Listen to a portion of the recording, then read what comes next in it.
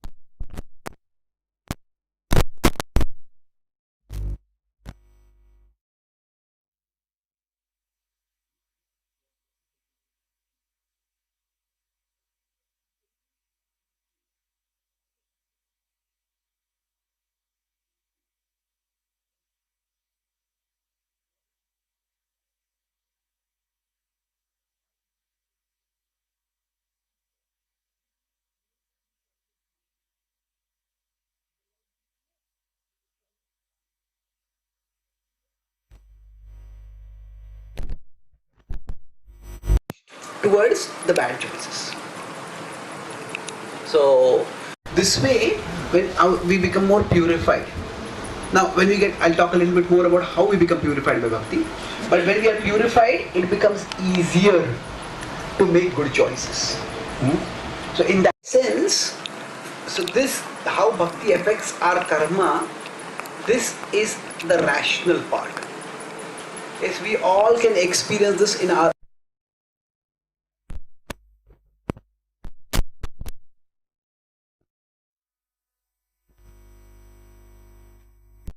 having so many, maybe there's lust, there's anger, there's greed, there's anxiety, there's fear, and all those things, they take so much of our time and mental energy. And now, of course, it's not that as devotees we are free from all of these things, but they become substantially less. So through the purification,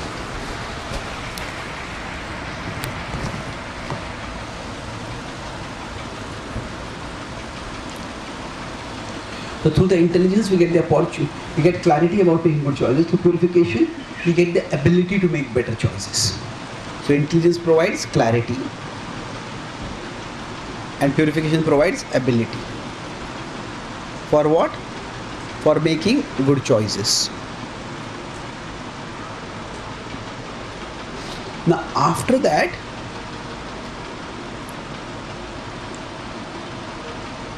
what also does is, sometimes I earlier said that the basic meaning of the philosophy of karma is that our actions matter even when they don't seem to matter. Because we understand that I am going through some difficult phase right now, and because I'm going through a difficult negative karma phase, so my results are not coming. But you may intellectually understand it, but still what may happen is, how long can I go on like this? If I'm doing something and I'm not getting results, how long can I go on? So one more thing that bhakti does is, bhakti gives us satisfaction. Now, satisfaction is the mildest word. Beyond that, we can get joy also, we can get ecstasy also. And when we are getting satisfaction, then what happens? That restlessness, that agitation, that frustration, if things don't work out, it doesn't become that much. Naturally, we want things to work out. Srila Prabhupada was, he ran a business for several decades because he wanted to not just take care of his family or earn money, but because he wanted to use the earnings from that business to fund his spiritual master's mission. But that didn't work out. So when that didn't work out, he didn't become bitter, he didn't become frustrated. He continued on. He continued on even when Prabhupada was not successful at a material level. He was just happy. He was just happy singing about Krishna, speaking about Krishna. So what happened by that? Even if we don't get success, so generally what happens, if you're not getting success, what is the point of doing something? You become disheartened and you just start giving up. But that satisfaction that is there, that gives us a certain level of energy to keep persevering. And even if things are not working out, okay, but through this, I am doing this for Krishna and I'll keep moving closer to Krishna. So let me keep doing this. So the way bhakti helps create a brighter future for ourselves is that our present choices, they are more likely to be healthier choices, wiser choices, better choices. So now beyond that, how does bhakti affect our past karma, our destiny? Now Krishna can do many things. This is something which is mystical in the sense that we don't know exactly how this happens. So Krishna can just remove the entire past karma. That's possible, but that is rare. It can happen. Krishna can reduce. So, for example, the idea is that if somebody is having a debt, now that debt has to be paid. But if the person from whom we have taken a loan, that person is in a very charitable mood, or that person is in charge above, the bank has given us some loan, but we are connected with the owner of the bank, and the bank will just waive off this loan, write off this loan. So like that, whatever karmic debt we have to pay, Krishna can waive it off. So Krishna can reduce it, Krishna can remove it. However, the point is, if we focus too much on this particular aspect, that in the Bhakti tradition, there are lots of verses which talk about how we will be free from all sinful reactions by even doing a little bit of bhakti. Now these are meant to inspire us to practice bhakti wholeheartedly. But if these start making us very calculative, okay, I have done this much bhakti, why has this not been removed? Why has this not been removed? Parikshit Maharaj, when he hears all these kathas of Krishna, of various avatars of Krishna, various devotees of Krishna, in the Srimad Bhagavatam, at many places there are descriptions of profuse benedictions. That that by hearing the story, one will be freed from all sinful reactions. Now Parikshit Maharaj could have asked, okay, if I want to be freed from all sinful reactions, then why is this snake bird still going to come to kill me? Isn't it? Why is that not going to go? So he doesn't ask that. Because it is that he understands that these stories, it's not that they are not true, it's not that they are exaggerations. It's that there is an underlying principle inside this. The principle is that they are meant to inspire us to become more wholehearted in our practice of bhakti. So exactly how it will happen? See, the stories, they are the promises that come after the stories. They are expressions of Krishna's love for us, and they indicate the magnitude to which Krishna's mercy can be. Does it mean that every single time Krishna's mercy will go that way? Maybe, maybe not. But the point is, underlying it, Krishna loves us, Krishna cares for us, and Krishna wants the best for us. That is the conviction that we get through the various pastimes. And when we get that, that inspires us to turn to us and love Krishna. So because we do not know how much is the karmic debt we have. So even if Krishna were to remove 99% of the debt, still 1% would remain, and for us that 1% may still feel huge. So that's why if we focus too much on this aspect of how Krishna may remove it or Krishna may reduce it, then see, devotion, the whole mood of devotion is, it's more of contribution, dedication. Krishna, what can I do you? It's not so much expectation. So the focus is contribution, not expectation. Now, as devotees, we give and we get. That's reciprocation. We serve Krishna and we get things returned. We give and get. But that is very different from we give to get. There's a very big difference. Give to get means what? It's a very calculative thing. Okay, I am giving this much money and now you have to give me this much product. Give to get is a very mercantile mentality. It's a very commercial mentality. Hmm? And any relationship, there is give and take. There is, say a mother prepares nice food for the child. Child eats that food and smiles, and I'm very happy.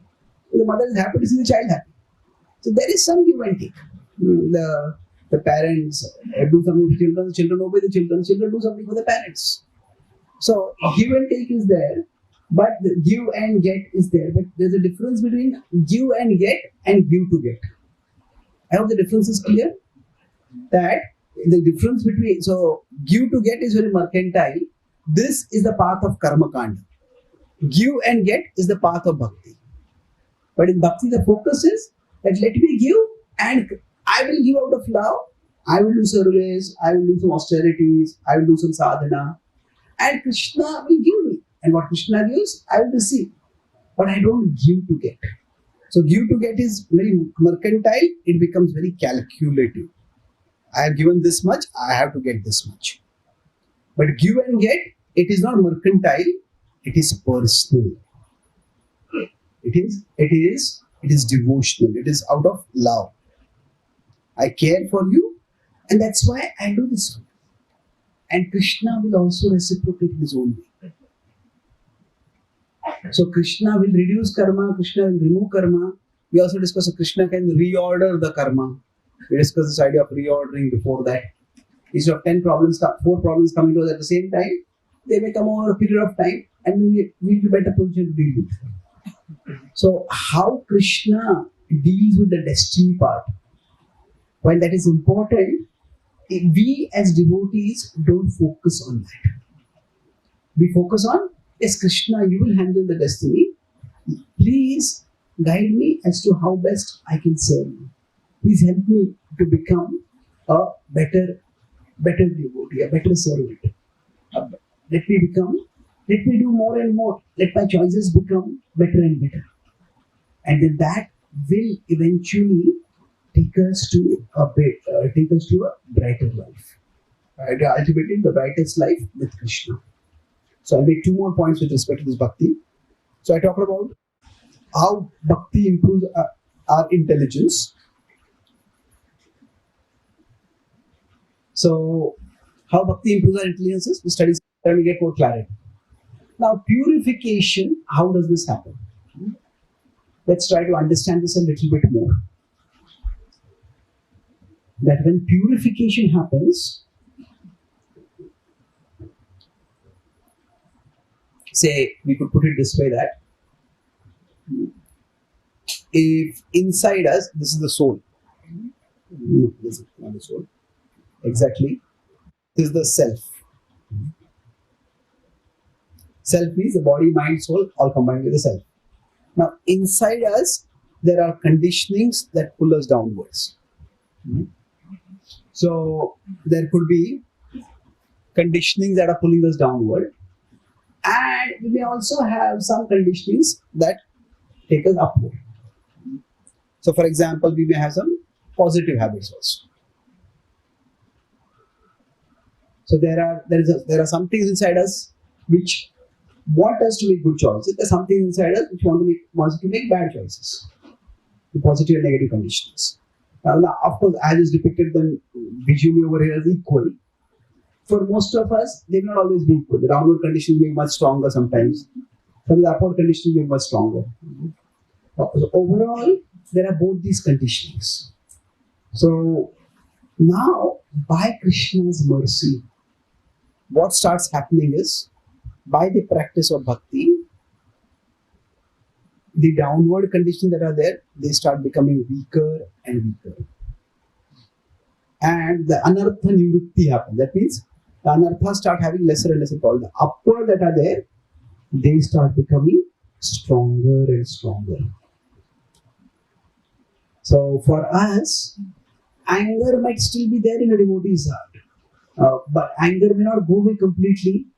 But the extent to which somebody will get angry previously will decrease. So we will see this start happening in our lives soon after the practice of bhakti. And it will keep happening. So suppose, consider, that say we used to eat meat before we started practicing bhakti, and now we have given it up. And say we are traveling in a train or a plane, and while we are traveling, the person sitting next to us is eating meat. Now, almost all devotees, I think no devotee will be tempted by that meat. Isn't it? That, okay, that meat is there.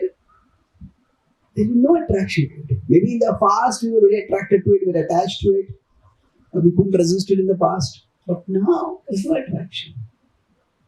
Many devotees, one devotee is telling me that what Yamunacharya says that my lips curl in distaste and I spit at the thought. He says, I don't have that for sexual desire, but when I see meat, I feel like that. So there's no attraction there at all. What has happened? The attraction was there and it's gone. So we may not have realized that Krishna is all attractive, but we all have some realization that Krishna Prasad is all attractive. So we all have glimpses of where the past anartha, the downward pull that were there, they have decreased. And that should give us faith that this does work. And it is not that, like earlier I talked about Bollywood and Bhagavad Gita, you repeatedly visit Bollywood.com, don't visit Bhagavad-Gita.com, and then that Bollywood, you repeatedly visit Bhagavad-Gita.com, don't visit Bollywood.com, and then what happens? Gradually, Bhagavad-Gita.com will come as the autocomplete, default autocomplete. But that is gradual and incremental change. But there are some changes which just happen. It's not that the mind is going towards me, no, I'm not going to do it, no, I want to do it, I'm going to do it, I'm not going to do it. And it's not that it's in a moment of magic, it just seems to happen. So now this may not happen for all our conditions, because some conditions are much more deep-rooted. But this does happen. So basically, what happens is, by the power of bhakti, the healthier part of us, the nobler desires, the upward desires within us, they become empowered. And the downward desires become weakened. And this we can also do it by gradual practice. But this is not just by our practice, it is, this change can happen in two ways, from here to here. This change can happen, slow change can happen by our effort, by our cheshta. But that same change and rapid change can happen by mercy. Now, as devotees, we don't demand mercy from Krishna. We will get it in some areas. So, if some conditions are not going off immediately, a devotee accepts, okay, this is not changing, I have to keep enduring this condition, it will take some time for it to go away. But by Krishna's mercy, we all will see that in some areas, it just disappears. When that happens, we will say, oh, this is the process, this is working. And so this is with respect to the conditionings. How bhakti works is that the Bhagavatam says that just when the sun rises, the fog just dissipates completely. Like that, our conditioning just dissipated. So now what about the conditions? I discussed that. What can happen is that Krishna can remove or reduce our negative karma. That is possible. Krishna can bring us into a more comfortable material situation. So, what does Krishna do? How does Krishna orchestrate this? Let's try to understand this with a metaphor, with some visual image. See, there is material growth and there is spiritual growth. Material growth means, say, we do well in our career, our family is doing well, our health is good. Spiritual growth is our attraction to Krishna is increasing, our attachment to worldly things is decreasing. So now, what is the relationship between material growth and spiritual growth? Now, if you consider that there are two possibilities, or rather there are four possibilities. What are the four possibilities? That at one level, our material growth leads to our spiritual growth. That means that somebody is very poor and they just don't have any food at all. They're struggling for a livelihood. And the basics are taken care of. They start thinking, what is more for my life? And so sometimes people become materially a little more stable, then they explore spirituality. That's one possibility. So material growth leads to spiritual growth. Now, other possibility is that spiritual growth leads to material growth. That means that as a person becomes spiritually more advanced, then their mind becomes calmer, they understand their natural talents better, they start utilizing in a more focused way, and they improve in their material life also. So, because our material life improves, our faith in Krishna improves, and so we become more devoted to Krishna. Or rather, because we become more devoted to Krishna, so our anarthas go down and we are able to function better in material life also. Now, the third possibility is that material growth takes us away from spiritual growth. As we grow materially, we start thinking, Krishna, I don't need you now, thank you, bye bye. So, when I was poor, when I was sick, when I was incompetent, I needed you. But now, I become smart, I become healthy, I become wealthy, I don't need you anymore.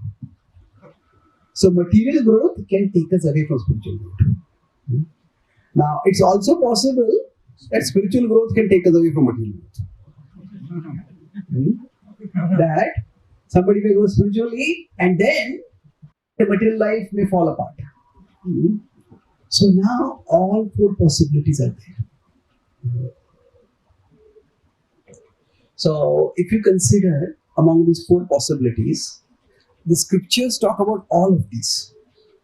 But the important thing is, it is not that Krishna says that our material situation has to necessarily, we have to give up material growth for spiritual growth.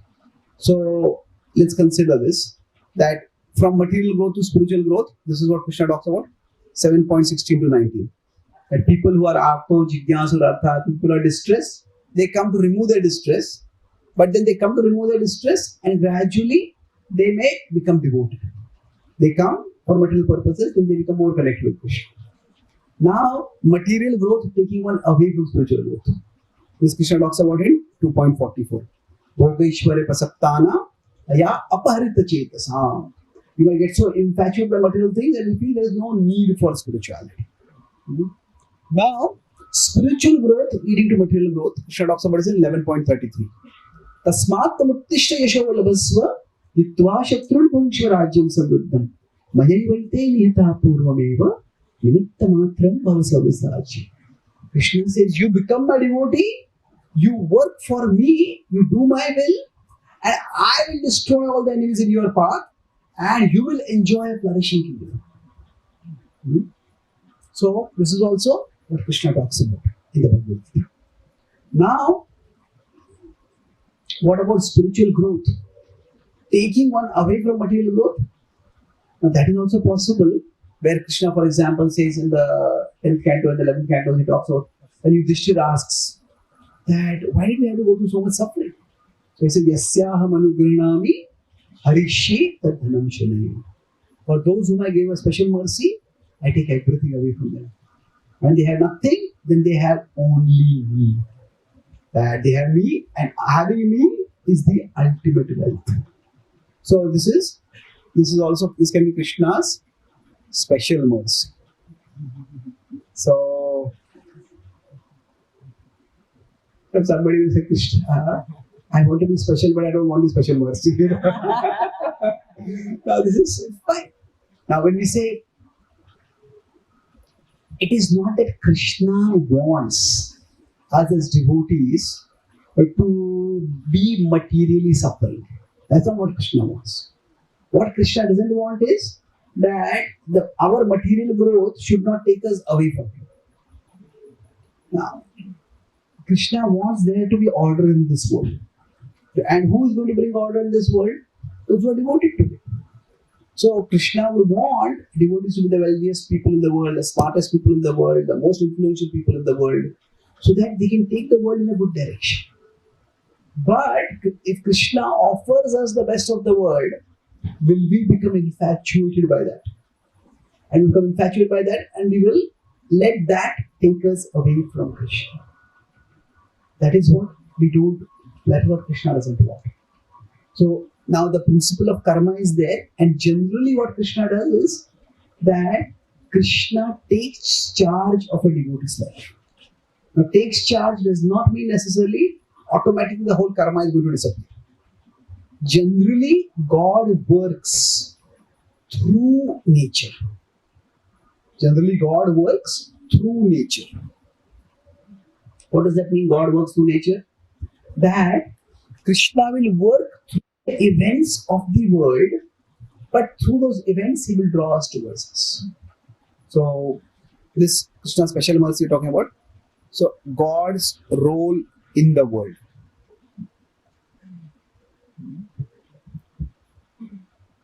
Now, Krishna can work in natural ways, and Krishna can work in supernatural ways. So, what we consider what is supernatural is, that is what we may consider as miracles. So, for example, Krishna lifted Govardhan. That is almost a supernatural intervention. No child can do something like that. Krishna did that. So, that is supernatural intervention. Please complete this movement. Almost a different end of the class. So, Krishna can intervene in supernatural ways also. But that is not what the devotee expects from Krishna. When Draupadi was almost dishonored and Krishna intervened and saved her.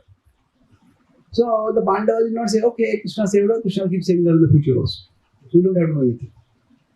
No, when the Pandavas were in the forest, they prepared for the future war. They hoped that the war would not happen, but they prepared for it. How? Arjuna went to the celestial, did the both tapasya and got more weapons. Yudhishthira learned statecraft more. Yudhishthira learned gambling also. So that he wanted that if Shakuni I'm challenged to gambling, I will not be caught unawares. So Bhima further excelled in his fighting skills. The Pandavas trained themselves and prepared themselves. So now God's will in the world. When natural means what? Krishna works through human or natural agents.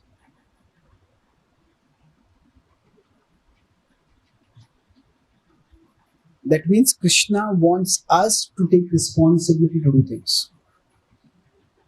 So that's why a devotee, now was Arjuna successful in the Kurukshetra war because he was a great devotee or because he was a great archer?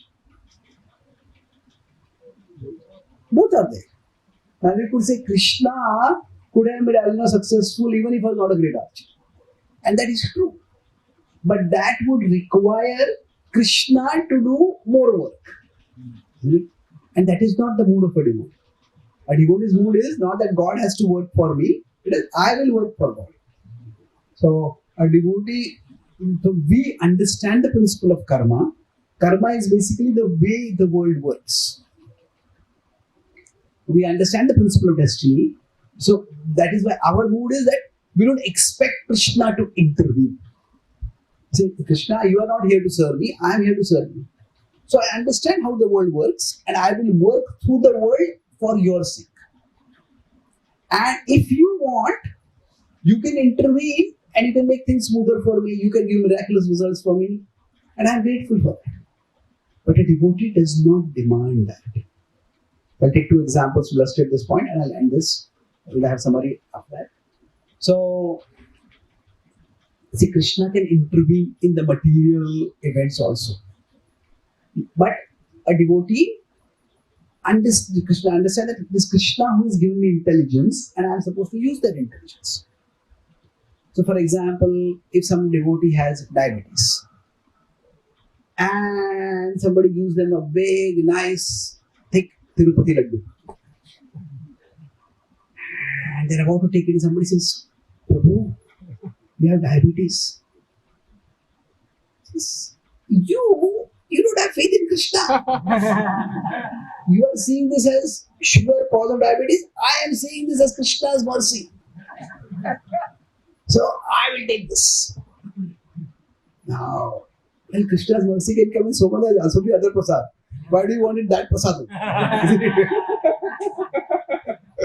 But suppose, assume that that person is not motivated by the taste also.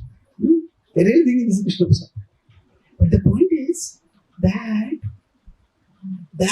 because it contains sugar, it will act at the material. Now, can Krishna intervene and make sure that nothing happens? Krishna can do that. But should a devotee be demanding that permission? No. A devotee may just take a little bit morsel or offer respects and may take some other person.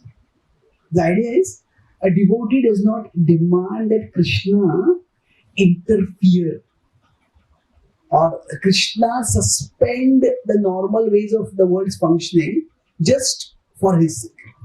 That's not the mood of a devotee. So, Krishna can intervene in supernatural ways, but a devotee does not demand that. And if you consider the story of Arjuna and how he killed Jayadratha. So now Krishna did intervene, but Arjuna endeavored to his fullest capacity. On that 14th day of the war, Arjuna fought like never before. He fought and fought and fought and fought. And he spectacularly defeated one after another of the Kaurava warriors. And Duryodhana became desperate. So what's happening? On that one day, Bhima, who followed Arjuna inside, Bhima killed 25 of Duryodhana's brothers. And then Arjuna started thinking, what is this? And one thought came in his mind. How is it that my entire army is not able to stop this one Arjuna from reaching Jayadratha? Maybe what Bhishma had said is true. Maybe Krishna is really God. That thought came in his mind, but for some people, spiritual knowledge is like light. For others, it is like lightning.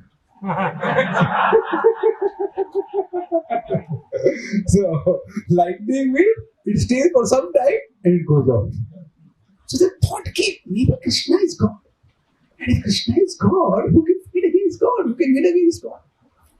But then his desire, his envy of the Pandavas was so strong, his attachment to the kingdom was so overpowering. He thought, wait a minute. If Krishna is God, and Krishna loves Arjuna, and Arjuna loves a woman. So if Krishna were really God, I should not have been able to kill Abhimanyu. The fact that I was able to kill Abhimanyu proves that Krishna is not God. And therefore, I can still win. And then at the last moment, he deployed 8 warriors to attack Arjuna simultaneously. So yesterday for Abhimanyu, we had got 6. This is Abhimanyu's father. Let's have 8. And all 8 of them attacked. And Arjuna had come to see the standard is the flag near Jayadratha's chariot. He'd seen that. Just so close. And suddenly, so many arrows started coming upon him. Like a storm of arrows from all directions. Arjuna was just whirling around on his chariot, just fighting off all the arrows that were coming. But in trying to defend against the shower of arrows, Arjuna could barely see, leave alone move ahead. And the sun was coming very close to the horizon. Duryodhana had made this last-ditch effort. And Arjuna started despairing. So close and yet so far. Seeing Arjuna despairing, Krishna decided to intervene. And Krishna called the Sudarshan Chakra. And then he dispatched it. And suddenly, darkness started spreading across the battlefield. And the Kauravas started celebrating. And as they started celebrating, Jayadratha, who had been hiding behind, came forward. Arjuna, you're going to kill me? Should I light your funeral pyre now? And Arjuna was dejected. Arjuna lowered his bow. At that time, without looking back at him, Krishna spoke urgently. Arjuna, there is still time. Put the Brahmastra on your bow and point it towards Jayadratha. Oh, Arjuna had questions. What's going on? Arjuna knew there is a time for asking questions. And this is not that time. So Arjuna picked up his bow. And as he placed the arrow and started chanting the mantras to invoke the Brahmastra in that arrow, and Krishna removed his bow and chakra. And Krishna said, "Oh Arjuna, there is the sun and there is Jayadratha. Shoot!" And right in front of all the Kaurava warriors, they just watched. Now Jayadratha had been mocking Arjuna. His mouth had been laughing. Just from mock to shock. He just couldn't understand what happened, and that arrow right in front of everyone's eyes just came and knocked off his head. And Krishna and Arjuna, now not only that, Krishna and Arjuna arranged that head to go in such a way that it goes and falls on the lap of Vridakshatra, who is doing austerities on the nearby Simant Panchakti. Vridakshatra was the father of Jayadratha, and he had got a benediction that whoever causes my son's head to fall on the ground, that person's head will crack apart. So Krishna knew about that, and Krishna is expert to use his blessing against him. So what happened? The arrow went and his head, Jayadratha's head fell on Nakshatra's lap. Now he was doing austerity. He felt something falling, opened his eyes, and he saw a bloody head. Hey, just knocked it down. And as soon as that head fell on the ground, his own head burst into pieces. So Krishna protected Arjuna not just from the dangers that he knew, but also the dangers he did not know. So Krishna's miraculous intervention is extraordinary. But when did this come?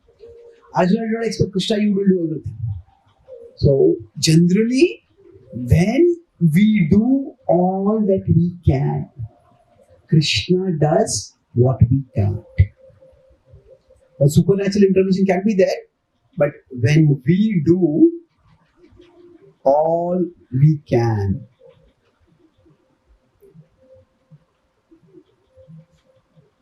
Krishna does what we can't. That's why as devotees, our seva bhava is that we don't think, oh, I shouldn't endeavor, I shouldn't understand this world, how it works.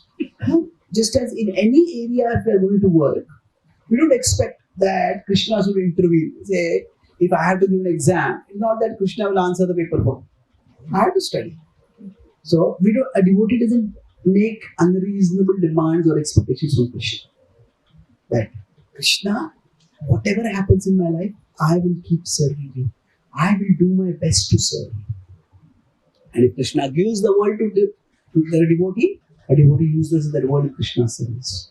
Krishna gives a lot, a devotee will use a lot in Krishna's service. The devotee gets a little, Krishna will use the little in Krishna's service. So a devotee will use the little in Krishna's service. But either way, a devotee stays firm in the service to the Lord. So in this way, our mood is always a mood of service. And that we know that whatever we go through in life, Krishna is with us. And Krishna will take us through it all and bring us closer to Him. So we are conscious of karma, but we never become so conscious of karma that we forget about Krishna. For us, Krishna consciousness is the important thing. And because the law of karma is arranged by Krishna, so we are aware of that also.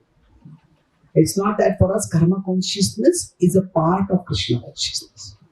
We don't become karma unconscious because that is also an arrangement of Krishna. So because it's an arrangement of Krishna, we are aware of that. But we don't think that is a supreme arrangement. Yes, karma may work in my life, but Krishna is working also in my life. And through whatever is happening in my life, whether it is happening because of karma or because of Krishna, that is not as important as through it all, Krishna is drawing me closer and closer to Him. With that faith, a devotee can face life's ups and downs and keep moving steadily and confidently toward Krishna. So I'll summarize what we discussed today. Today we discussed the concept of Bhakti and karma, the role of Bhakti in karma. To see in the concept, we discussed how that while we are going through life, what does Bhakti essentially do? Bhakti means that the world becomes smaller and Krishna becomes bigger. So when this happens for a devotee, naturally the world is the domain of karma.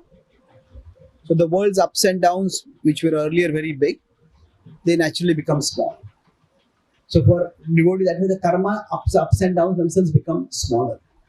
So another way to understand this is that if you consider this is the body and this is the soul, and the body will go through the ups and downs of life, as is typical in this world. But the soul will keep moving towards Krishna. The body will eventually fall, but the soul will go to Krishna. So this is the world of on the body mind, the karma appears, but bhakti takes us to Krishna. So we discussed how bhakti and karma interact. So in this understanding, it's like these two are separate trajectories. We discussed about the insight is that for us, when we are practicing bhakti, we can consider what does bhakti do?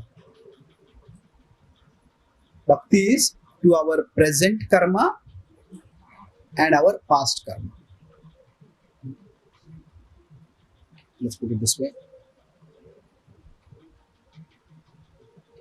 Our present karma and our past karma. So what does bhakti do for our present karma? It does three things. First is we get intelligence. And with the intelligence, we have clarity about what is the good choice right now. Then there is purification. And purification, we get ability, that we can make better choices. And finally, what happens? We get satisfaction, we get happiness through the practice of bhakti, and therefore, by that, we get the energy to keep moving. Because sometimes we may understand the law of karma, we think, okay, how long is this phase going to go on? If you're getting no satisfaction, you're going to go on. But if you get satisfaction, that intrinsic satisfaction you can keep moving on. Now what about the past karma? Krishna can reduce, Krishna can remove the past karma completely. Krishna can reduce the past karma. Krishna can reorder the past karma.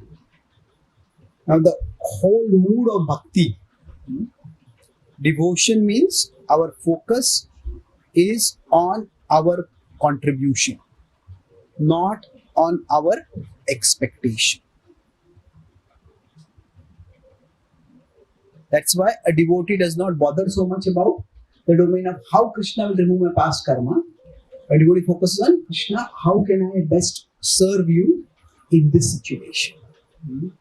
Then we discussed about when a devotee is practicing bhakti, that the 2 points over here, that how does this particular purification happen? If we consider, for example, for us, we have upward tendencies and we have downward tendencies. So by the practice of bhakti, what starts happening? The upward tendencies, they start becoming much stronger, and the downward tendencies start becoming much weaker. And gradually they start disappearing.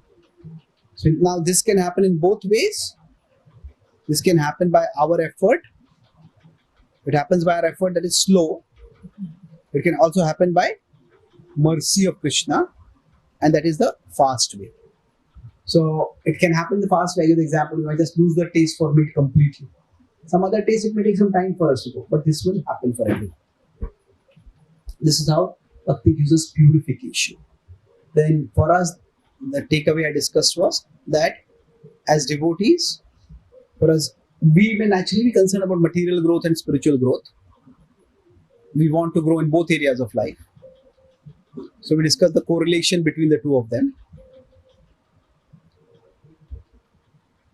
So what is the correlation? All four are possible here. That material growth leads to spiritual growth leads to material growth takes us away from spiritual growth takes us away from material growth. So all four are possible. Discuss Gita Shastric purposes for that. As devotees, what we do is we understand that Krishna's role in the material world, that can be natural and it can be supernatural. So a devotee does not demand the supernatural intervention. A devotee understands, as devotees, devotee means we don't, this if Krishna gives, that's fine. But devotee does not demand that Krishna suspend the rules of nature just to help us. We understand how the world works, and we work through the world for our service to Krishna. And if Krishna intervenes, that is wonderful. We do our endeavor, and we discussed how Draupadi, Krishna intervened, but that did not mean the Pandavas stopped endeavoring. And Arjuna endeavored to his fullest capacity, and then Krishna intervened and elevated, and Krishna helped him to fulfill the goal of dealing with Jayadratha. So for us, we are primarily Krishna conscious, and within being Krishna conscious, because karma is a principle created by Krishna, so we are also karma conscious. So whatever karma may get us to,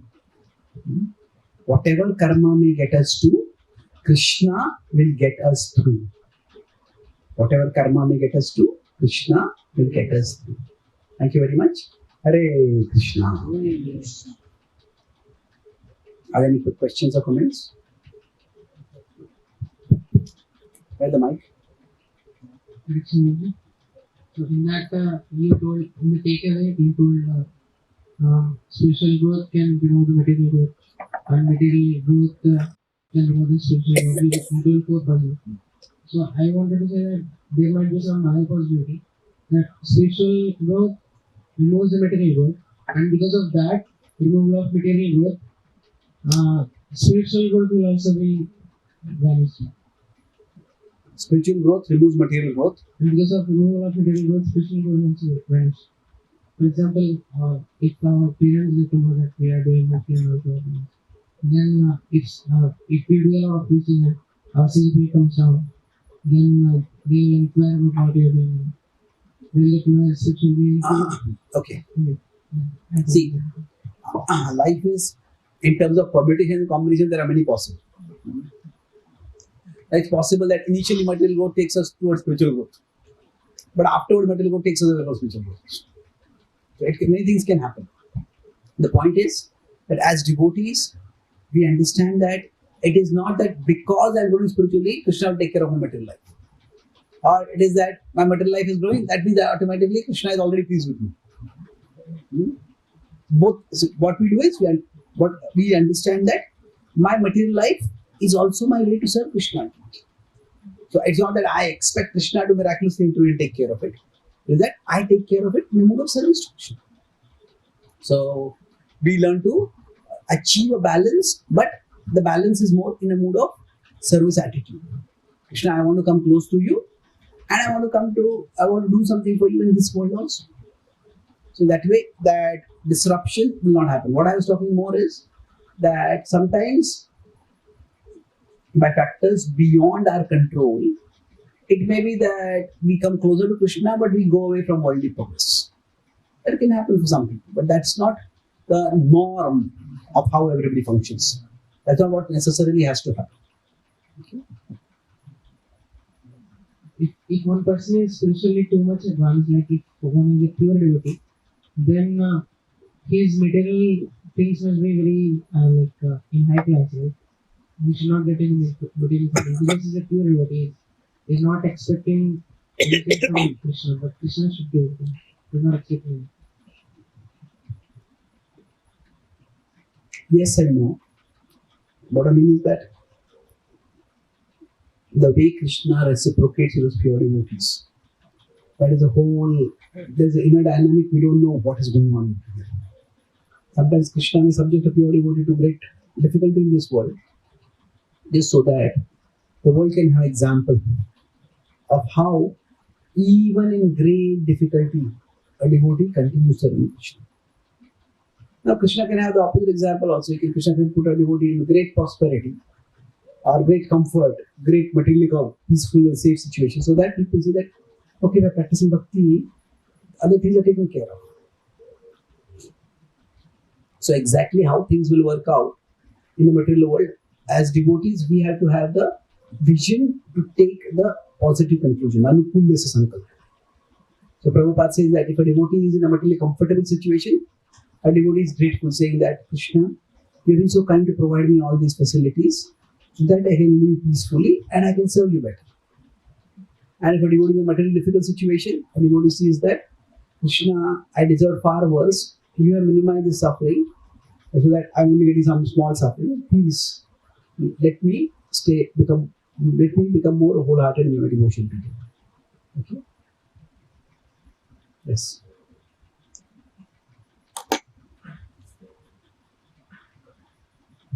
Hare Krishna. From here we learn that we should not be expecting from Krishna, and we should be more focused on contributing. Like you get the example of Arjuna and Jayadratha person. And at the same time, we are also taught that devotees should be dependent on Krishna. Like we see that whenever there was any cure in Vrindavan, then Brajvasi simply calls out for Krishna for help. So both seems little bit contradictory. And so how should we actually learn that on what sense we are talking about being dependent on Krishna, and on what extent we should be endeavoring our efforts. See, dependence on Krishna is a very important principle in bhakti. But what does dependence mean? That, say, if I am here in this world, there's a world around me, above is Krishna. So now, whatever happens, Krishna, I accept it. Because that will call dependence on Krishna. Krishna, I accept your will. But then I am also a part of Krishna. So what happens through me can also be Krishna's will. Isn't it? So Draupadi surrendered to Krishna. And how was Draupadi surrender? He raised her hands. At the end of the Gita, Krishna told Arjuna to surrender. Sarvadharman Parityajamam ekam sharanam. Arjuna said, yes, I'll surrender to you. Parishya vachanam tava. How does Arjuna surrender? Did Arjuna raise his hands? No. Arjuna raised his weapons. Because in that situation, his surrender meant not that Krishna, I'll accept your will as you to me. It is Krishna, I will accept the responsibility to do your will. So surrender can be accept the things that are happening to me, but surrender can also mean I accept the things that you want me to do. So both ways surrender is there. And as devotees, we recognize that if we have some responsibility, if we have some role to play, then we should try to make Krishna's will happen over there. So a devotee does not have expectation from Krishna, but is dependent. What does that mean? That when we are trying to play a role, we try to prepare as well as possible for that role. But ultimately, a devotee remembers that my ability to play this role is also coming from you, O Lord. That Arjuna will use his archery fully to serve Krishna. Archery ability. But he knows that Paurusham Nurushu, that even my archery ability comes from you, Krishna. But so dependence does not mean passivity. Dependence means harmony. Krishna, I want to be harmonized with you. And harmonized means if something is happening and there's nothing I can do about it, I'll accept it. But if something is happening and you want me to do something about it, then I'll do that. So if we start thinking of dependence as passivity, then why would Prabhupada at the age of 70 go all the way to America? Prabhupada went to America because he wanted to be in harmony with the will of his spiritual master. The spiritual master had told, share Krishna message across the world, in the Western world. So Prabhupada saw that harmony, and in the harmony he could have said, I am one person, I am elderly, I don't have any contacts, who is going to listen to me? So he knew that Krishna came. Achi kichu kaaj tabe ei anumane, nahi keno ani bena ei brustane. You must have some plan for Krishna, otherwise why would you bring me to this terrible place? So his dependence was, I will do my part, and even if my part seems very small, Krishna, I know you will take care of all of this.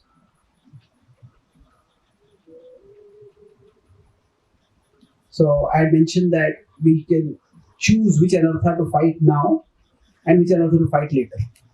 So how do we decide that? Well, two broad criteria. One is that which is the most dangerous. If something is extremely dangerous, then we have to fight it now, no matter how difficult it is. Or we could decide which is the most winnable for us. So both criteria we can consider.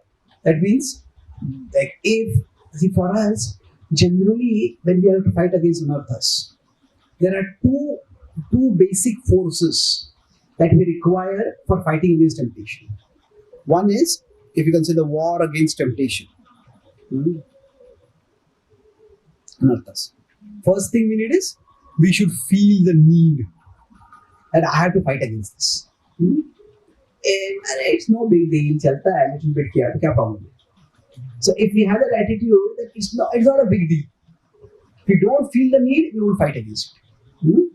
And we have to have the faith that we can win. Now, ideally speaking, if we have both, that is the best. We feel the need to win, we need to fight against another and win, and we have the faith that we can win. So now, if we have both, that is great, but if we don't have both, at least one we should have. If somebody has sobriety, somebody is alcoholic, but they think, what is the big deal? If I drink a little bit, it's no big deal. And somebody else says, I've tried so many things, trying to give up alcohol. Now I have given up the attempt to give up alcohol. This is just who I am. So now, if we can feel the need for those when it's most dangerous, and have the faith about what is most winnable. So sometimes you might start with a small anartha, you feel, yes, I can win against this. And we win against this and our confidence increases. Yes, I can do this. Krishna's, this process of bhakti works. Let's work in this area, then we can go into some bigger fight also. So where's the mic? Where is mic? Yes. Word also ask to pass on the mic.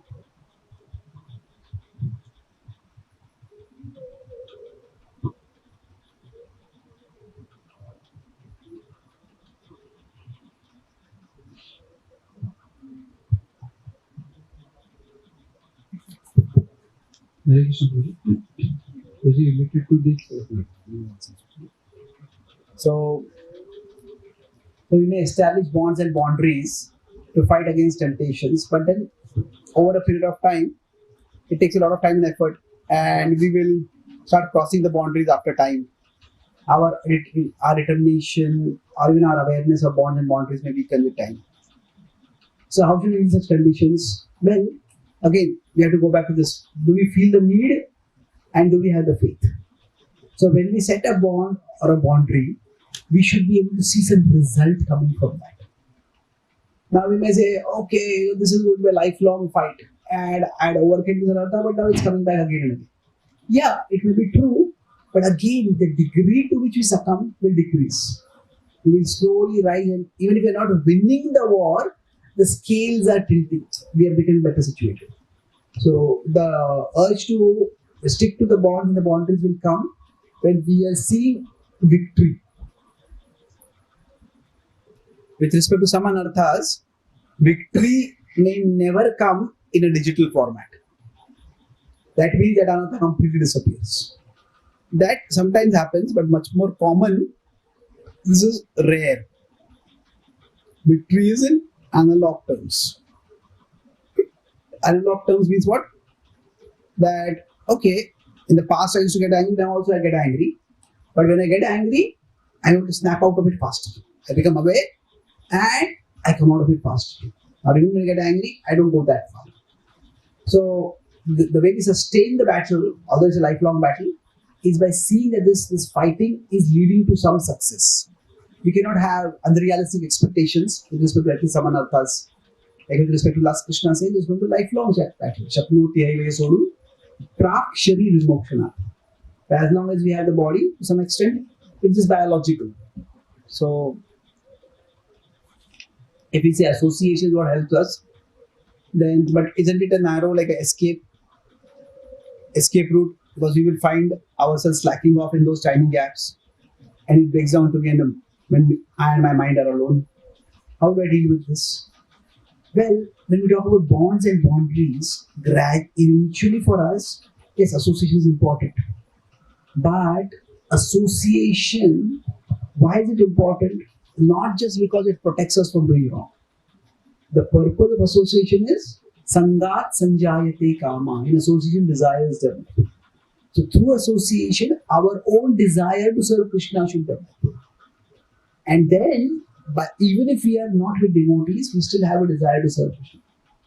And then even if we are alone, yes, this is what I want to do. This is what I will do. And so our bond should become stronger and stronger. And our attraction to Krishna increases. Okay, I want to study, I want to share Krishna's message, I want to distribute books, I want to do this. So our desires, bhakti is more about taking up desires than giving up desires. We take up the desire to serve Krishna, and the desire to serve Krishna fills our consciousness, and then the other desires fall by the side. So that's how association, it's not an escape, association like a support. Necessary support, but there are times when we have to fight alone. Prabhupada said we have to learn to fly our own plane. So association uses the training and the support so that we can fly, but eventually we have to fly our own plane. And even if you find one thing which we feel inspired to do for Krishna, that as devotees we have. See, one of the challenges in devotee life is that we have our daily to-dos. Okay, wake up in the morning, do this sadhana, and then we have to do this job, we have to do service. We have daily to-dos, and we have the ultimate goal. Ultimate goal is go back to God. Now, often this in-between seems to be a very long journey. So what we should think is that what can be my offering to Krishna? Now, my offering to Krishna doesn't mean that we reject our authorities or we don't take their inputs, but Krishna, this is what I am going to do here. So my offering to Krishna could mean that Krishna, I am trying to share your message in this particular college or with this particular devotee, these particular students, or I am studying this book and I want to understand this book and share the message of this book. So when we see, it's not just bonds and boundaries in terms of do's and don'ts. It is, Krishna, I am doing this for you. When you start feeling closer to Krishna, then it becomes, that boundary is developed and it becomes much easier to overcome the conditions.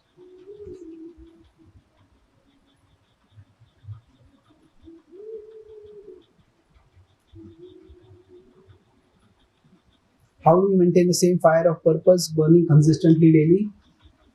Well, it is that the purpose should lead to some progress. And the progress should be visible, tangible, and transformational for us. We should be able to see the result. Then we will be able to move forward. So that's why we have to not just find a purpose. How do I keep persevering? I have some progress which makes me, this is worthwhile. This effort is worthwhile. Then we'll be able to move onwards. Especially trying to share Krishna Bhakti with others and seeing their lives get transformed in a small way, that can be extremely inspiring. That all the struggle I'm doing, it's not just for my sake. through it I am also benefiting others. Other questions? Who has the mic? So previously you were saying about this, you have to choose the anarthas. So we will start with the most dangerous one. So how should we understand that what is most dangerous for us?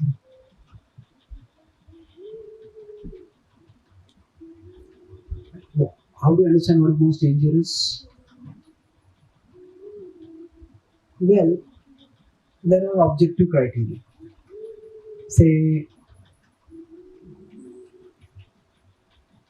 like everyone may want to, we all have say, pacho vegan, all that, jiva vegan is there.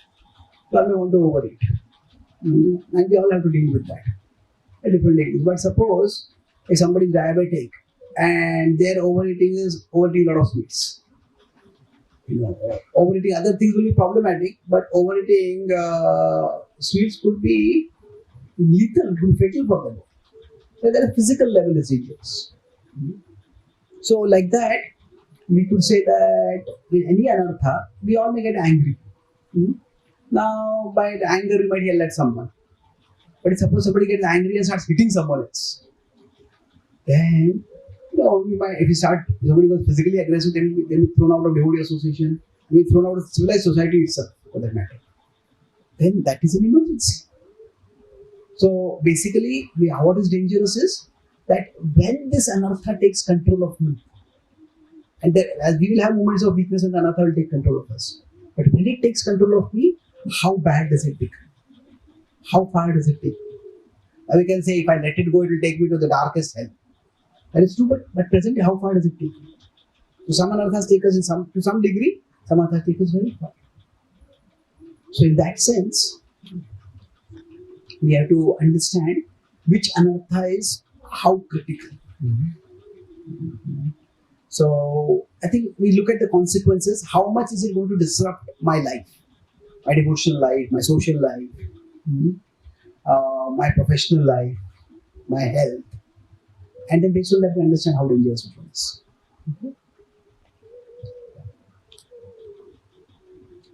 So this is a very interesting question. Is marriage destiny or choice?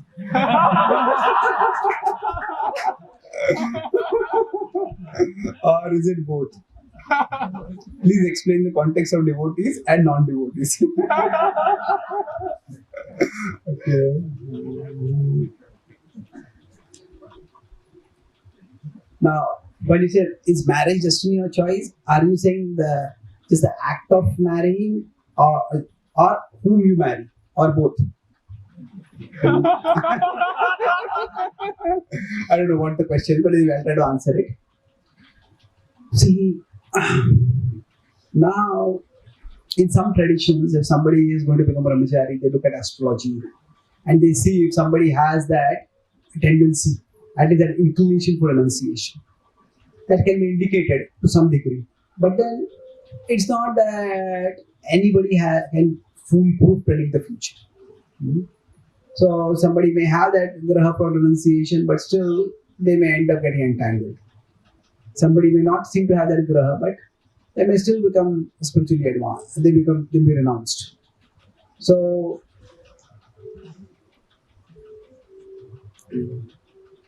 in general, it's best to consider this way that if I am here in my life, there is the past and there is the future.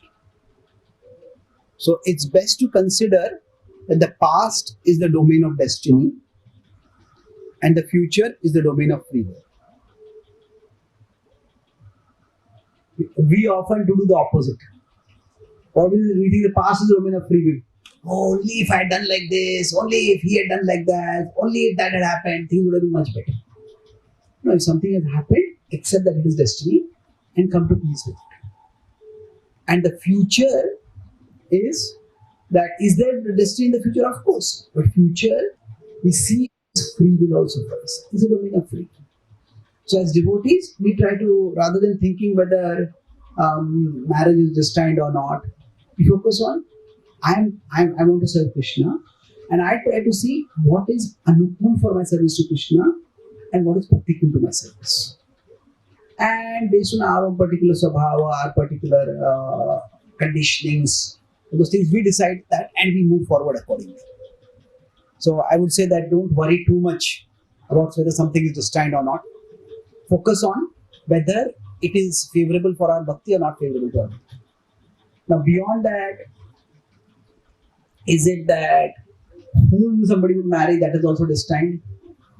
Well, when I go to America, I have written a book called Demystifying Reincarnation. A lot of case studies about past life.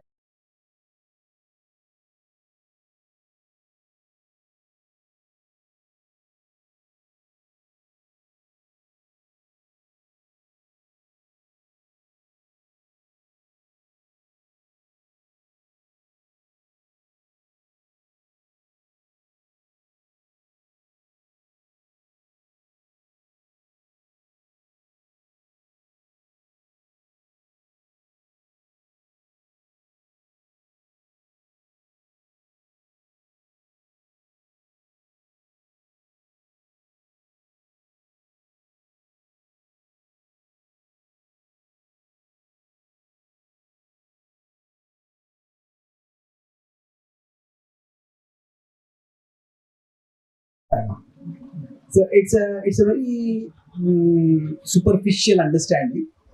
But the point is that this notion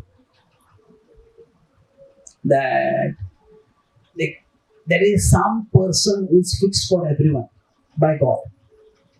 When we start thinking about that, what does that mean practically? Does that mean there is no domain for free will at all? Or does that mean that if there is domain for free will, then can we go against God? Say suppose A is supposed to be with B and C is supposed to be with D and E is supposed to be with F. Like that. Now suppose A chooses D. Then one person makes a different choice and everybody goes wrong because of that. So can we disrupt God's plan like that? So the idea is that each of us, that whatever relationships, if we choose to have, whatever relationship we have, once a person, before a person going to commit to the relationship, see that as a domain of free will. Try to understand as well as we can whether this is suitable relationship or not. But once that relationship is committed, understand that to be destiny. Accept that there's nothing ideal in the world and don't be constantly second guessing oneself. Now, is there a difference for devotees and non-devotees? I'm not sure that is exactly relevant over here, because marriage is a normal, what do you call it, life right, like normal phase in a person's life, and everyone will go through that phase. As devotees, we will try to make that choice in a way that is more anukul for our bhakti. But beyond, I don't think that there is a significant difference either way. Will Krishna intervene more? A devotee tries to bring Krishna more into the center, and that's what we should try to do. But we shouldn't start expecting Krishna's intervention. Like, I've seen devotees also, like in romantic movies, it might happen that two people are just going and they just accidentally meet and they meet and then they fall in love and then they have a relationship. So it's like two people, they come to a temple and they meet in a temple. And this is Krishna has arranged this meeting. Well, maybe it's Krishna has arranged and maybe Maya has arranged.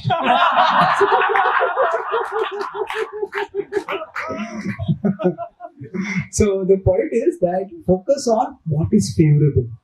Don't get too caught in some supernatural paranormal thing. Oh, okay, two of us both have that, and that's why this particular relationship with Krishna is arranged. Not like that. So when we are forming a relationship, see that it is a domain of free will and try to make the choice as responsibly as possible.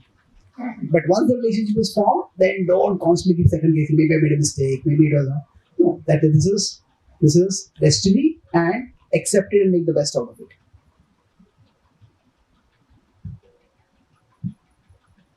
So then, should devotees consult astrology for marriage or other things? Well, I think I answered this question. Astrology is, I mentioned that astrology can when it comes to predicting precisely, nothing, life is not that easy. So no astrologer can predict with 100% confidence. Now, if somebody wants, they can consult astrologers for major life decisions. But ultimately, it's our decision. You want to consult astrology, that's okay. But what is important is that we should not be outsourcing our decision making to the astrologer. The astrologer should be one resource. And ultimately, it is for each individual to make their life choices in a way that will be responsible and that will be more likely to be anupul for their bhakti. In my travels across the world, I've seen all combinations. Like some couples, like almost 99% match.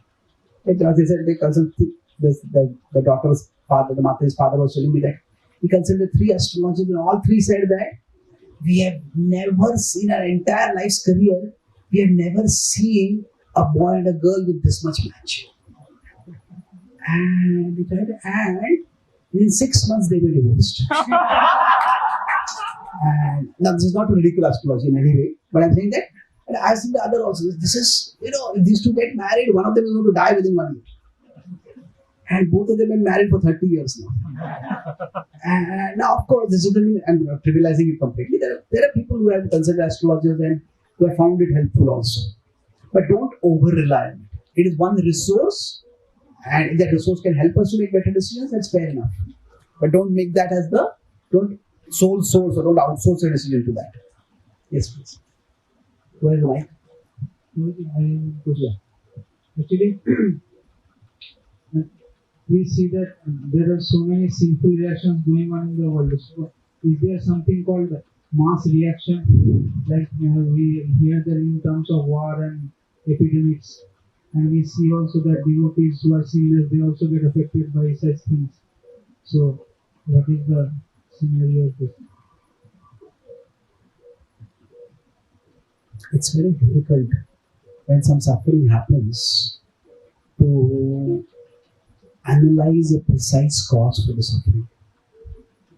In general, what I have seen is in scripture, as if karma is forward looking, not backward looking. But when somebody is going through suffering, our focus is not on what was whose karma because of which it happened. Our focus should be focus amid suffering. Amid suffering means it could be somebody else's suffering.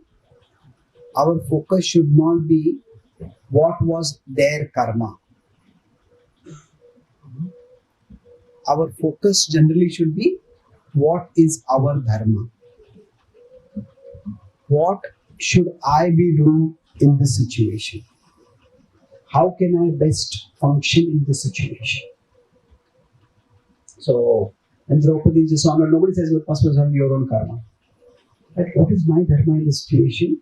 The Pandavas, somehow they did not do their dharma at that time, but then, or they did miscalculate at that time. But when something bad is happening, when, for example, Prithu Maharaj had his citizens coming to him saying, there's a famine and we are all starving. Prithu Maharaj doesn't say it is your own karma, keep suffering. He works, okay, I'm the king, I'm sitting on the position of a king, I have to do the responsibility. He made vigorous arrangements so that their needs will be abundantly taken care of. So for in suffering, when somebody is suffering, our focus should always be on our dharma. Suppose somebody is a very senior devotee, and a senior devotee, we have seen them very dedicated to Krishna service and doing phenomenal service also, and suddenly they fall sick. And when they were dedicated to Krishna service, we were very inspired by them. We were thinking this person is almost a pure devotee or a pure devotee, and they get some terrible sickness, cancer or something like that. I thought you're a pure devotee, you got such a terrible disease. That means you must have been very sinful. So, if you are such a sinner, I should not serve you anymore. By associating the sinner, I'll become sinful. You start thinking like that will be horrible. Our thinking should be why this is happening between this devotee and me. This devotee and Krishna, we don't know that. But now I have an opportunity to serve Vaishnava Singer. This devotee is in need, let me serve. So our focus should always be on our dharma. And mass suffering is why they happen. So this is just an important point. I was just in America and I was talking with one devotee who is very involved in preaching in the Bible Belt. Bible Belt is where in America there's one area where a lot of Christians are there. So he showed me a statement of one Christian preacher. He said, as long as Hindus believe in the law of karma, he says, India will always be ripe for conversion to Christianity. So currently India is number one in people getting converted. So what is their logic? Because Hindus believe in karma, they let their poor people keep suffering. And that's why we have opportunity to go and do charity, do Christ's work, and convert Hindus towards Christianity. So now, is that true that our understanding of karma will make us heartless? Not at all. Not at all. Giving charity is a very important activity within. But the point is, karma can be misapplied, and it has been misapplied, unfortunately. So when there is suffering, our point, our focus should not be on judging. Our focus should be on serving. And while serving, sometimes we may have to make some judgment, but that should not be focus. So, suppose this in Ahmedabad, the plane crash happened, people died. I made a video about it at that time. So now our point is that this is a tragedy, and we should try to do what we can to deal with the tragedy. At that time, getting into people's mass karma, it's just heartless. Now we say, okay, we are all being sentimental. No, Krishna, we look at scripture, Krishna says, Gahana karma no gati. Karma is a principle, it is universal. But I have not seen anywhere in scripture till now any statement where somebody is suffering and somebody else comes and says, it's your own karma you're suffering. That person may say, oh, I must have done some terrible karma because of which I'm suffering. But others don't excuse themselves of their responsibility by saying, it's your karma you're suffering, keep suffering. That is not the mood at all. We have kings like Rantidev and Shivi giving great charity to people who are starving. They could have said, you are starving because of your own karma, keep starving. They didn't do that. So, now generally speaking, mass karma, it's understood in two different ways. I answered this point. Mass karma, sometimes it is said that if a number of people, a mass of people die at one time, then it is that everybody had their individual karma, but all those people who had the karma to die at a particular time, they came together and then this plane crash happened or this earthquake happened. So that is one understanding of mass karma. And broadly that to me seems much more reasonable. But the other understanding of karma, mass karma is that because society itself is doing sinful activities, so everybody in that society will have to suffer. Now, see, my understanding is that karma, from what I've seen, karma is logical. Karma is not meant to be diabolical. Diabolical means what? You happen to be there and you suffer. Like, somebody has been somebody is doing some sinful activity and you touch them and you get sinful activity. You become sinful by that. Now, karma is not like a mysterious contagious disease that is just waiting to jump on you. No. The whole principle of karma is accountability. Now we can talk about purity of consciousness. And so, for example, as devotees, if somebody is worshipping the deities, then they are following a particular standard of cleanliness and they should not touch other people should not touch them. That's okay. But the idea that if you wear somebody else's chappal, you'll get their karma, I think it does that, you'll get their karma, you'll make them angry. But is that, yes, there is a certain level of boundaries are required in the cultural society. You don't wear somebody else's clothes, we don't do those things. But the karma is, I have not seen any Shastric Praman for this idea that karma is like a mysterious contagious disease that a contact is going to spread. No, karma is about accountability. That is the essential point. So, If you consider historically speaking, now India, Pakistan, there's so much tension. If you look from Pakistan's perspective, one of the reasons why Muslims wanted a separate country was that they felt that these Hindus are so puritanical that we may be dying of thirst and the Hindus will not give us water from their well. Because they say that if your mouth touches our water will become contaminated because you eat meat, you eat cow flesh. Now they said that if these Hindus are going to rule us, we will be destroyed under the Hindu. Now those are like fears which are exaggerated. But it is not untrue that this focus on purity sometimes went very excessive. And that's how untouchability came up and things went bad. So we discussed elaborately about karma. It's important to discuss how the philosophy of karma can be understood or misapplied. And when it's misapplied, it can lead to terrible levels of discrimination and apathy and heartlessness. So that should not be happening. Whenever anybody is suffering, our focus should be on what is my dharma? How can I be of service in this situation? Hare Krishna, Prabhu. Prabhu, my question is from last session. You said that our purpose is same, but as an individual, we all are different by mind. Prabhuji, my question is like, although there are so many behavior patterns and some issues like mana that let's take example of space only and how important it is to give space and inner energy management. So by doing some activities we feel exhausted and living in a 24/7 residential setup of Krishna consciousness and if I didn't like I'm feeling a problem with some space like there can be some more problem as well, but let's take example of space only. Then if I'm not getting space, if I am requiring, then I am facing some issues and some like prolonged experience of not getting space driven by some hectic schedule, then it is making me like always feel drained and for a longer period of time it can be traumatizing. And so then if I'm able to acknowledge that I really need sometimes I need a break, then so that after like 1 or 2 days I better re-engage in services with full engagement. Then if I communicate, then these topics are very remote and like everyone cannot understand with some good degree of understanding, some space and some like importance of taking break.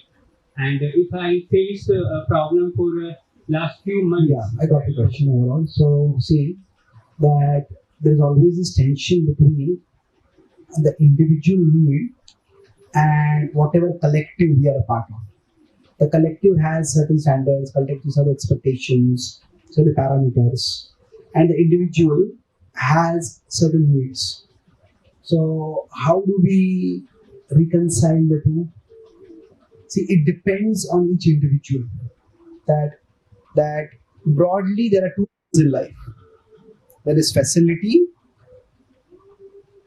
and there is freedom. So nowhere in life will we get facility and freedom both together. If we get facility, then we have to sacrifice some amount of freedom.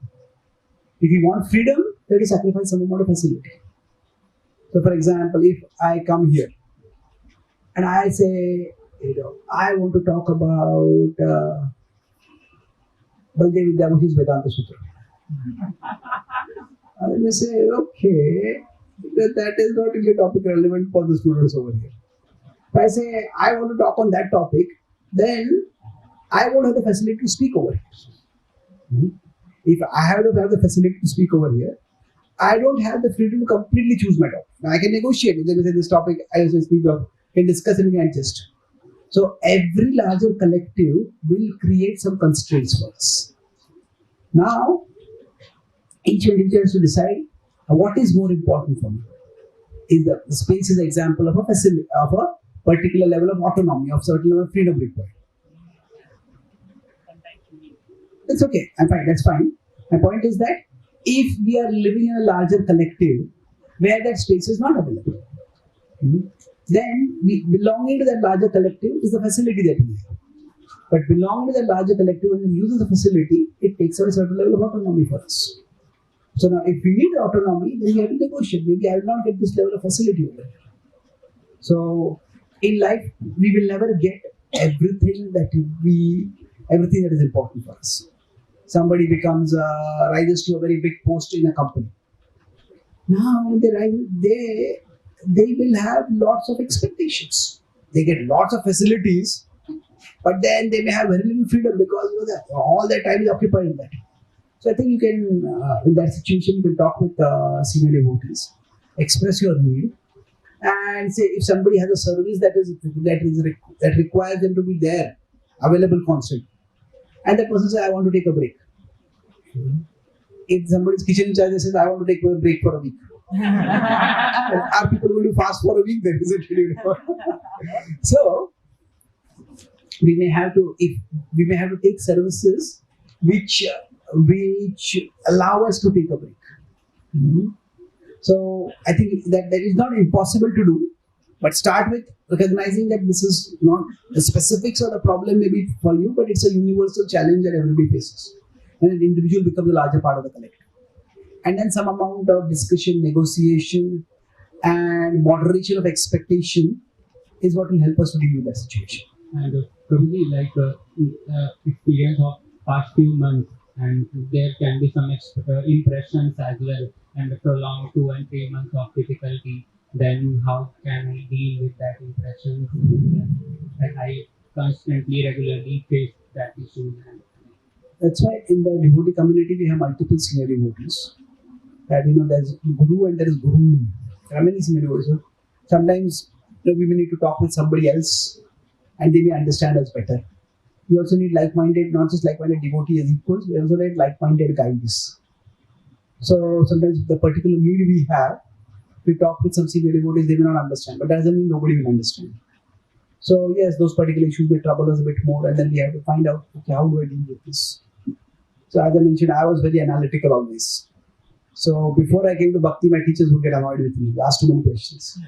When I came to Bhakti, there's one senior devotee who was one of my Hicha gurus. He told me once, Chaitanya Charan, he says, I think you have forgotten you are on the Bhakti mark. You still think you are on the Jnana mark. So I was taken aback by that. And I felt very discouraged because I was very curious and analytical. Then later on, I understood that devotees are analytical. So if I have analytical questions, I cannot be asking those to non-analytical devotees. They just get irritated. But then there are a few devotees who are also analytical and intellectual, and when I meet with them, I travel across on phone, wherever. And that's where I get my like-minded association. So we have to find like-minded association, including like-minded guides also.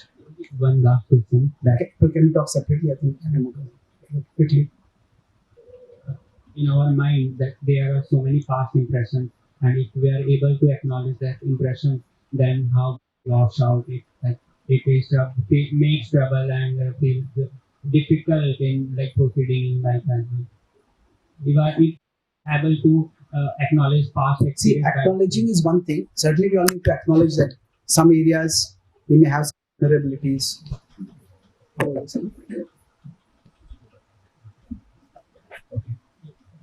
So we may have to acknowledge there are some vulnerabilities we have, and we have to. Sometimes we will grow beyond them. Sometimes we will not grow beyond them. Important, but after that, what do we do? If I acknowledge that these are the impressions I have, then that means that these are the kind of things I cannot do. Like somebody maybe they had certain impressions because of which they tend to get angry. Now, can I have somebody short-tempered practice Bhakti? Then they can practice Bhakti. But somebody short-tempered, if they say, I'm short-tempered and I want to be lead devotee care. Well, that is not going to work. So acknowledging our impressions means that along with that, I'll have to accept some limitations. And these are things I should not be able to do. Now, will I be able to do in the future? Maybe I'll be able to. Certainly acknowledge our impressions. That's why considering the mind to be like the body is helpful. If somebody has some physical injury because they can't do some things. because of some mental trauma or whatever, we can't do certain things. So acknowledge that and then find a space to move ahead within the limitations imposed by that. Thank you. Thank you.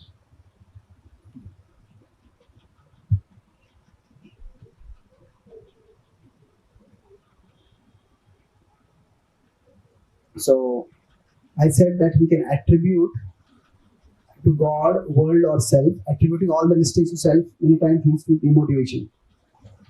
Is it necessary to find out our own hand behind every mistake? Anything that doesn't go well, what is the best way we can stop committing any mistake? Well, the only way to stop committing mistakes is to become God. And we can't do that. So we'll all commit mistakes. But if we have a good association, if we have good friendship, if we have a habit of introspection, then we will learn to catch ourselves when we commit mistakes so that they don't go too far. And others will also help us catch. Now, should we hold ourselves responsible for everything? Certainly not. It can be very psychologically damaging. Like say, if parents were divorced. Quite often, children start thinking maybe I did something wrong because of which the other parent doesn't want to stay with. It has nothing to do with that child. And see, in general, there has to be a very clear understanding of the difference between philosophical truth and psychological truth or psychological impact of the truth. That is philosophically, nothing happens to us that is not because of our past karma. But psychologically speaking, if something has happened because of our past life's karma, we should not be blaming ourselves now for that. Right now, you could say the child is living with a ruptured family. You could say the child's past karma is there. But it is not the child. Child has not done anything right now. The child should not be beating up. Child should not be beating himself or herself up at that particular time. So in general, there is a categorical difference between past life karma and present life karma. Present life karma is something which you can understand and correct. Past life karma, we don't even understand how can we correct it. So that's why, like somebody would say, nobody is innocent. Like somebody terrorists kill somebody, they are not innocent. They are all sinful people. That's why they were killed. Maybe from a philosophical perspective, but from a practical perspective, that is a crime. That is a terrible crime. If suppose we are robbed and we go to the police, say this thief robbed me, why don't you have past karma? What is the police's dharma? Isn't it? The police dharma is to stop such crime. So that's why it is very important to not take psychological blame for things that were beyond our control. This is if somebody is a child and the child is abused in some way. The child should not be thinking, oh, maybe because of my past karma. The child is innocent, the child suffered, and society should prevent that from happening. Having said that, we should be able to move ahead in life. So, what is best for our health, for our emotional health and our long-term well-being? Two things. First is that if there is something to learn from what happened to me, to prevent it from happening, let me learn that so that I can move ahead constructively. But if I can't see anything to learn in this particular situation, it just happened, then let me understand that, okay, Krishna will make his plan work through this, and Krishna will take me to a better place. Let me move ahead right now. So, don't, it's not karma, understanding the philosophy of karma doesn't mean that we start beating ourselves up for every single thing that happens in our life, even when that is not in our control. Prabhupada says in the first canto, there is nothing to lament when things are beyond human control. But sometimes these things happen. So, it's important that we don't take blame for what we in this life are not responsible for. At least on a psychological level, we should not be taking blame for that. Okay, so I think we'll have to stop in how much time? We'll stop now? 5 minutes more? Okay, let's quickly. My question was that does our vritti or vasana affect how much bhakti or we will do, or are we able to take up bhakti or not? If yes, then how much? And the application. No, vritti and vasana will not affect whether we can take up bhakti. It can affect whether we will be able to do particular forms of bhakti. So somebody may have an intellectual nature, somebody may not have an intellectual nature. So somebody who does not have an intellectual nature may not necessarily be able to become a scripture scholar or a scripture teacher. So which specific service we may be able to do, that may be affected. That will, to significant extent, will be affected, obviously. But bhakti is not limited to particular services or particular activities. Bhakti is an offering of the human heart to the Lord of our heart. And ahaitukya pratyata means that does not depend on any material circumstances. So karma affects our material circumstances. So certain forms of bhakti may be easier, may be difficult. That is to say, as if somebody is born in America, for them to come to Vrindavan may be much more difficult. For somebody who is born and brought up in Mathura, for them to go to Vrindavan will be very easy. So some things may be easier, some things may be difficult. But bhakti itself, that is not dependent on karma. And like when we are teaching to youth, then we can give them, as you told in the previous session, that God has explanation and experience. So for them, since they are young, we can easily give them explanation and experience also. But when we are teaching or when we are approaching to the people who have who already developed their vritti, so for them we cannot give much explanation. We can only give them through this experience also. It depends. Even somebody who has developed their vrittis, we can give them explanation also in the way that they can understand. So, for example, somebody is an environmental activist, and that's what their life is. Then, if we give them just the directive philosophy of the Bhagavad Gita or tell them come and worship in the temple, they may not find it relevant. But if we explain how the Bhagavad Gita's worldview and its application can foster environmental consciousness also, or if we have some projects where actually eco-friendly living is being demonstrated, then sometimes they may need that to be shown in terms of their particular need. Srila Prabhupada explains that realization means that the message of scripture should be presented in a way that is interesting for the audience. So this is the message of scripture, and this is the interest of the audience. So we should be able to, it is the expertise of the speaker to understand both and then speak with realization. So we have to find out what are the interests of that particular audience and present accordingly. So nowadays in the corporate world there's a lot of interest in understanding something from the Gita, but they're not interested in the philosophy of the Gita per se. So then, devotees are writing different books. I had written a book called Gita for the CEO. It's a national bestseller. So they were trying to take that, what are the interests of people in the corporate world, and present the Gita from that perspective. Prabhupada wanted scientific outreach to happen. The devotees were doing that. So there are different interest groups are there. We will need to speak in their language and show how spirituality addresses their interests also.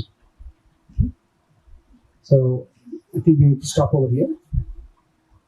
So there's a question about my book Prayers. I got to hear about your book Prayers Inspired by Bhagavad Gita. Can you tell me what is it about? Well, among all the books in our tradition, the Bhagavad Gita is what I've connected with the most from 2011. Every day I have been writing one article on the Bhagavad Gita on my website, Gita TV. So I have almost 5,000 articles.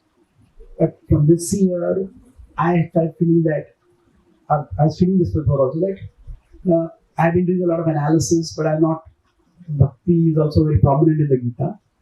And I want to explore the devotional dimension also. So I looked at how our acharyas have quoted the Bhagavad Gita. Not that So that book is available. I'll be here for some time if you want to have that book. I can sign the book quickly. But apart from that, the daily prayers are also available online. You can either subscribe for Gita at gitadaily.com, or you can join my channel, Chaitanya Charan. The WhatsApp channel is there, and my name, and you get a prayer every morning, which can help you to connect with Krishna. Thank you very much. Shri Prabhupada ki jai. Shri Krishna Bhagwan ki jai. Shri Bhagavad Gita ki jai. Jai Gaur Premanandi. Shri Chaitanya Charan Prabhu ki jai. We are so very grateful to Prabhuji. For the last 2 days he drowned us in such deep understanding of Krishna consciousness. And